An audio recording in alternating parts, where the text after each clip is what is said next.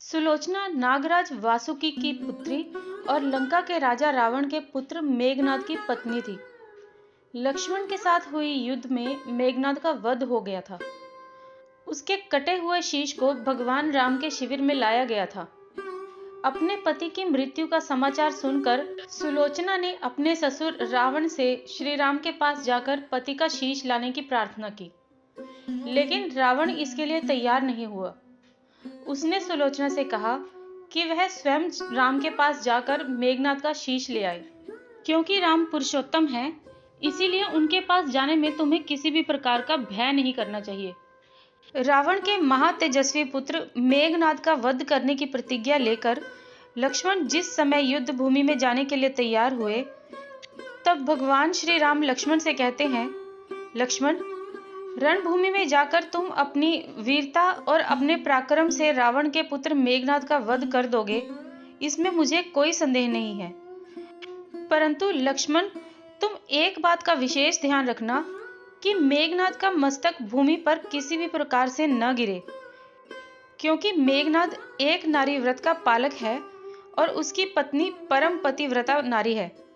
ऐसी साध्वी के पति का मस्तक अगर पृथ्वी पर गिर पड़ा तो हमारी सारी सेना का विध्वंस हो जाएगा और हमें युद्ध में विजय की आशा त्याग देनी पड़ेगी।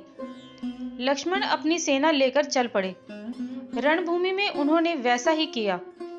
युद्ध में अपने बाण से उन्होंने मेघनाद का मस्तक काट दिया, पर उसे पृथ्वी पर नहीं गिरने दिया। हनुमान जी उस मस्तक को रघुनंदन के पास ले आए। मेघनाद की दाहिनी भुजा आकाश में उड़ती हुई उसकी पत्नी सुलोचना के पास जाकर गिरी। उस भुजा को देखकर सुलोचना आश्चर्यचकित हो गई। दूसरे ही क्षण अत्यंत दुखी होकर विलाप करने लगी, पर उसने भुजा को स्पर्श नहीं किया। उसने सोचा कि यह भुजा किसी अन्य पुरुष की भी हो सकती है। ऐसी दशा में पर पुरुष के स्पर्श का दोष मुझे लगेगा।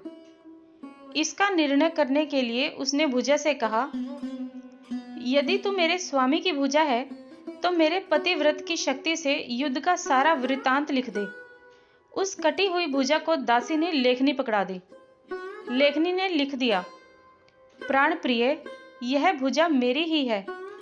युद्ध भूमि में श्री राम के भाई लक्ष्मण से मेरा युद्ध हुआ।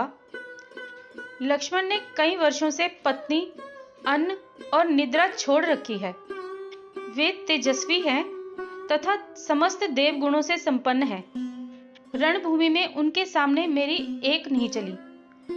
अंत में उन्हीं के बाण से वध होने के कारण मेरा प्राणांत हो गया। मेरा शीश श्री राम के पास सुरक्षित है। पति की भुजा लिखित पंक्तियां पढ़ते ही सुलोचना व्याकुल हो गई। पुत्र वधु के विलाप को सुनकर लंकापति रावण ने आकर कहा, शोक न कर पुत्री, प्रातः काल होते ही हजारों मस्तक मेरे बाणों से कट कट कर पृथ्वी पर गिर जाएंगे। मैं रक्त की नदियां बहा दूंगा। इस पर करुण चित्कार करती हुई सुलोचना बोली, पर इससे मुझे क्या लाभ होगा पिताजी? हजारों नहीं करोड़ों शीश भी मेरे स्वामी के शीश के अभाव की पूर्ति नहीं कर सकेंगे। सुलोचना ने निश्चय किया कि मुझे अब सती हो जाना चाहिए, परंतु पति का शव तो रामदल में पड़ा हुआ था, फिर वो सती कैसे होती? अब अपने ससुर रावण से उसने अपना अभिप्राय कहकर पति का शव मंगवाने के लिए कहा।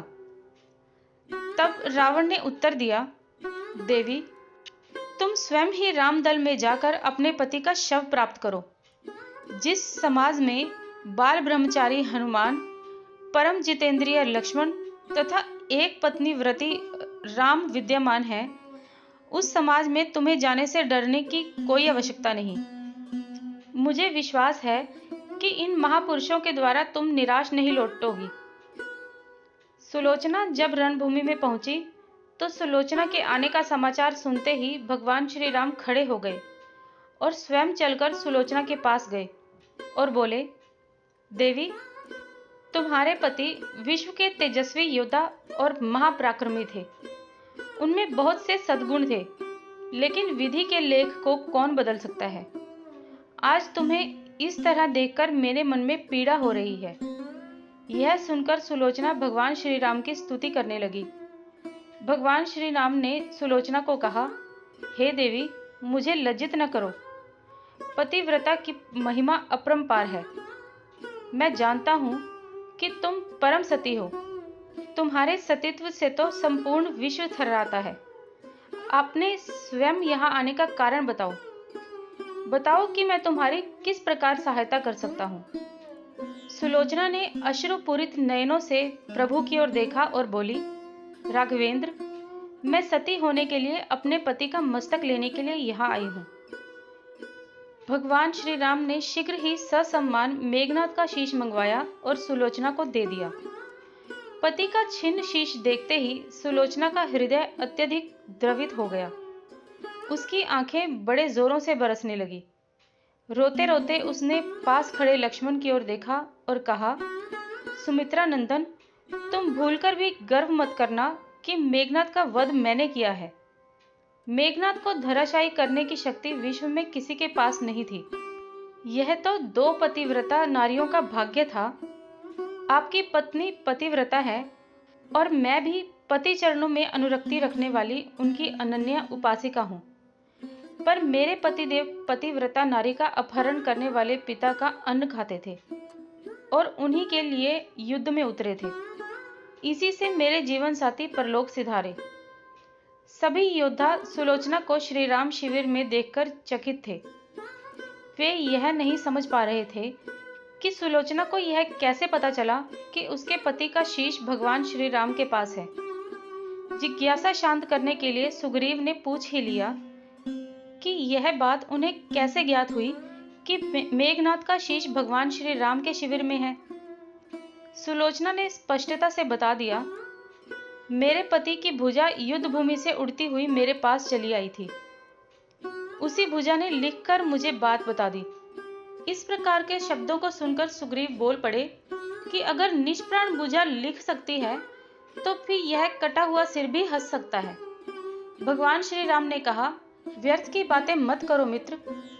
पतिव्रता की शक्ति को तुम नहीं जानते। यदि वह चाहे तो यह कटा हुआ सिर भी हंस सकता है। श्री राम के मुख को देखकर सुलोचना उनके भावों को समझ गई और उसने कहा, यदि मैं मन, वचन और कर्म से पति को देवता मानती हूँ तो मेरे पति का यह निर्जीव मस्तक हंस उठे। सुलोचना की बात अभी पूरी भी नहीं हुई थी कि कटा हुआ मस्तक जोरों से हंसने लगा। यह देखकर सभी दंग रह गए। सभी ने पतिव्रता सुलोचना को प्रणाम किया। सभी पतिव्रता की महिमा से परिचित हो गए। चलते समय सुलोचना ने श्री राम से प्रार्थना की, भगवान, आज मेरे पति की अंत्येष्टि क्रिया है और मैं उनकी सहचरी उनसे मिलने जा रही हूँ। अतः आज युद्ध बंद रहे। श्री राम ने सुलोचना की प्रार्थना स्वीकार कर ली। सुलोचना पति का सिर लेकर वापस लंका आ गई। लंका में समुद्र के तट पर एक चंदन की चिता तैयार की गई और अपने पति का शीश गोद में लेकर सुलोचना चिता पर बैठ गई और धधकती हुई अग्नि में कुछ ही क्षणों में सती हो गई। मित्रों, आपको ये कहानी कैसी लगी मुझे कमेंट बॉक्स में ज़रूर बताएं। वीडियो अगर पसंद आया हो तो वीडियो को लाइक करें, चैनल को सब्सक्राइब करें और इस वीडियो को अपने फ्रेंड्स और फैमिली के साथ शेयर भी करें। धन्यवाद।